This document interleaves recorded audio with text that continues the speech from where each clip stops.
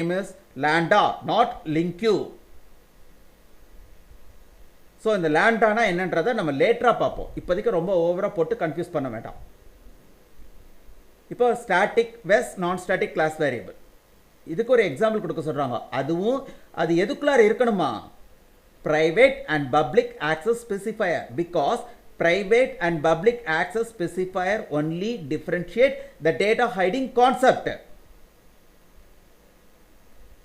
Okay sir, இது எல்லாமே okay. Everything உங்களுக்கு 0.1% ஒரு ஐடியா கிடச்சிருக்கும். இப்போ நான் என்ன சொல்கிறேன் அப்படின்னீங்கன்னா, சரி சார், இப்போ நீங்கள் வந்து ஸ்டாட்டிக் சொல்லிட்டீங்க, அதில் வந்து அன்ஆத்தரைஸ் பர்சன்ஸ் வந்து ஹேக் பண்ணுவாங்க. இப்போ ஹேக்கர்ஸ் அன்ஆத்தரைஸ் பர்சன்ஸ் வந்து அந்த டேட்டாஸில் இருக்க அந்த வேரியபிளில் இருக்க டேட்டாவை யூட்டிலைஸ் பண்ணுறதுக்கு சான்சஸ் உண்டு. Hackers can hack static variable data. சரி, இதை தவிர வேறு ஏதாவது இருக்கா sir? Yes, static variable share data between objects. It's very important point. Static storage class share data between objects. Sir புரியல சார் நீங்கள் சொல்கிறது எனக்கு. ஆப்ஜெக்ட் ஏல இருக்கிற ஐயில் நான் 5ன்னு ஸ்டோர் பண்ணியிருக்கேன். ஆப்ஜெக்ட் பியில் இருக்கிற ஐயில் நான் 10ன்னு ஸ்டோர் பண்ணியிருக்கேன். ஆப்ஜெக்ட் ஏல இருக்கிற ஐயில் 5 ஸ்டோர் பண்ணியிருக்கேன். ஆனால் ஆப்ஜெக்ட் பியில் இருக்கிற ஐயில் நான் 10 ஸ்டோர் பண்ணியிருக்கேன். Object names are different. If I is a static variable, then இப்போ ஐ வந்து ஸ்டாட்டிக் வேரியபிளாக இருந்துச்சுன்னா, தட்ஸ் இன்டர்வியூவில் நீங்கள் வந்து ப்ரோக்ராம்ஸை வந்து ஃபஸ்ட்டு ஓரலாக தான் எக்ஸ்பிளைன் பண்ணணும். அதாவது வாய்மொழி வார்த்தையாகத்தான் நீங்கள் எக்ஸ்பிளைன் பண்ணணும். சார் நீங்கள் பேப்பர் கொடுங்க, போர்டு கொடுங்க, நான் அதில் எக்ஸ்பிளைன் பண்ணுறேன். They are not give paper and board, even pen also to you. First they are find out he is clearly understand or not static and non static variable. அவங்களுக்கு தெளிவாக தெரியுதா இல்லையான்றத அவங்க அந்த வாய்மொழி வார்த்தையாகத்தான் அவங்க தெரிஞ்சுக்குவாங்க. இதில் அவங்க என்ன சொல்கிறாங்க அப்படின்னீங்கன்னா, இந்த வாய்மொழி வார்த்தையாக தெரிஞ்சுக்கிறோம் அப்படின்ற போது நம்மளுக்கு என்ன சொல்லியிருக்காங்க? ஸ்டாட்டிக், இப்போ வந்து கிளாஸ் வேரியபிள் வந்து எனக்கு வந்து ஐ கிளாஸ் வேரியபிள் இருக்கு இல்லையா, அது வந்து ஸ்டாட்டிக்காக இருந்ததுன்னு வைங்க. இப்போ நான் என்ன பண்ணுவேன்? ஐ ஸ்டாட்டிக் கிளாஸ் வேரியபிளில் ஐயில் எனக்கு வந்து ஐங்கிறது ஒரு ஸ்டாட்டிக் கிளாஸ் வேரியபிளாக இருக்குது அப்படின்னு வச்சுங்களேன். இப்போ ஆப்ஜெக்ட் ஏல இருக்கிற ஐயில் நான் 5 ஸ்டோர் பண்ணியிருக்கேன். ஆப்ஜெக்ட் பியில் இருக்கிற ஐயில் நான் 10 ஸ்டோர் பண்ணியிருக்கேன். அப்போது அந்த 5 எரேஸ் ஆகிட்டு எனக்கு 10 வந்து ஸ்டோர் ஆகிடும். கொஞ்சம் கேர்ஃபுல்லாக அண்டர்ஸ்டாண்ட் பண்ணிக்கோங்க. கொஞ்சம் அண்டர்ஸ்டாண்ட் பண்ணுறது கஷ்டம். இப்போது நான் இதுக்கு எக்ஸாம்பிள் வந்து நெக்ஸ்ட் ப்ரோக்ராமில் கொடுக்குறேன். இப்போ நீங்கள் ஃபஸ்ட்டு அண்டர்ஸ்டாண்ட் பண்ணிக்கோங்க.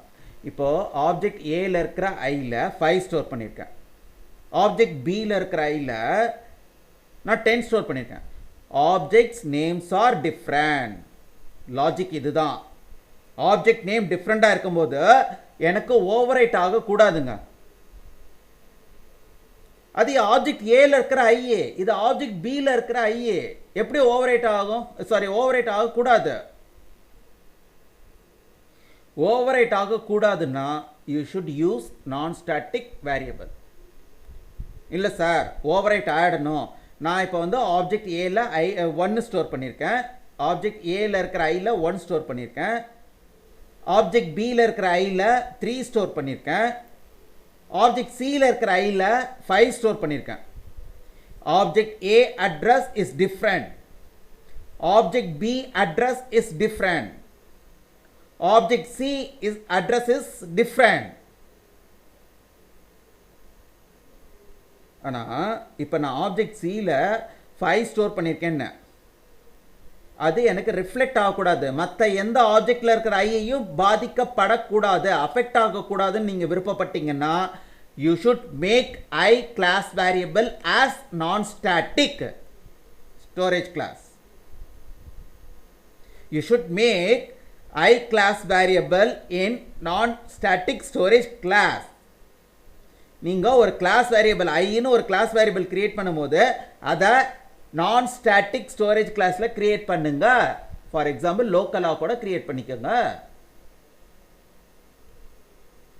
In case you are created that class variable under on static storage class, நான் கிரியேட் பண்ற கிளாஸ் வேரியபிள் ஸ்டாட்டிக் ஸ்டோரேஜ் கிளாஸ்க்கு கீழே நீங்க கிரியேட் பண்ணிட்டீங்கன்னு வைங்க.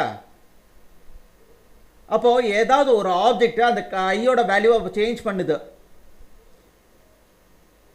Rest of object is also rest of objects I also has same value.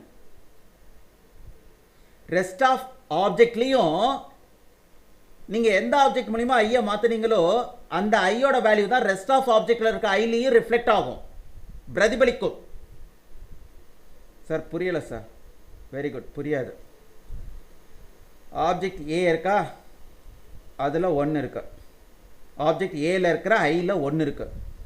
Object பியில் இருக்கிற ஐயில் 3 இருக்கு. Object சியில் இருக்கிற ஐயில் 5 இருக்கு. இப்போ கடைசியாக நான் ஐக்கு கடைசியாக எந்த ஐ யூஸ் பண்ணேன்?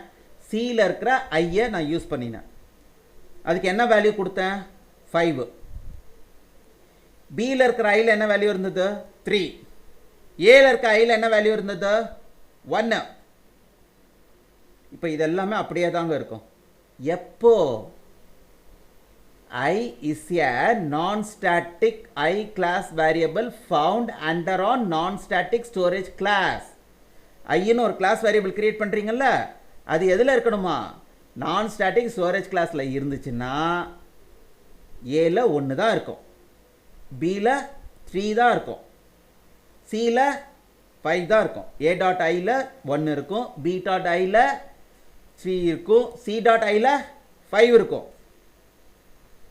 ஆனால் இப்போ நான் ஐன்னு ஒரு வேரியபிள் சொன்னேன்னா I class variable create under on static storage class. Static storage கிளாஸுக்கு கீழே நான் ஒரு கிளாஸ் வேரியபிள் ஐயை கிரியேட் பண்ணிட்டேன்னா இப்போ லாஸ்ட்டாக என்ன வேல்யூ கொடுத்தேன்? 5. எந்த கிளாஸ் வேரியபிளுக்கு? ஐ கிளாஸ் வேரியபிளுக்கு. எந்த ஆப்ஜெக்ட் மூலியமா? obj c, ஆப்ஜெக்ட் c மூலியமா. இப்போ ஆப்ஜெக்ட் பியில் இருக்கிற ஐயில் என்ன வேல்யூ தெரியுமா இருக்கும்? 5 இருக்கும். ஆப்ஜெக்ட் ஏ டாட் ஐயில் என்ன வேல்யூ தெரியுமா இருக்கும்? 5 இருக்கும். ஏன்னா நீங்கள் ஐயில் எங்கேயாச்சும் ஏல இருக்கிற ஐலையோ இல்லை பியில் இருக்கிற ஐலையோ இல்லை சியில் இருக்கிற ஐலையோ ஏதாவது வேல்யூவை சேஞ்ச் பண்ணீங்கன்னு வச்சுங்க, that value reflected into rest of objects.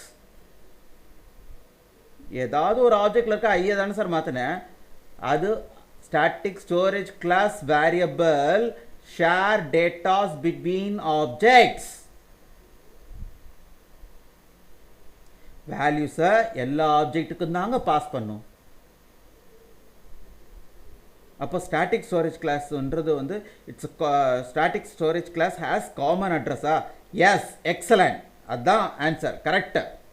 Static storage class process with public address, common address, but non-static storage class process with unique address.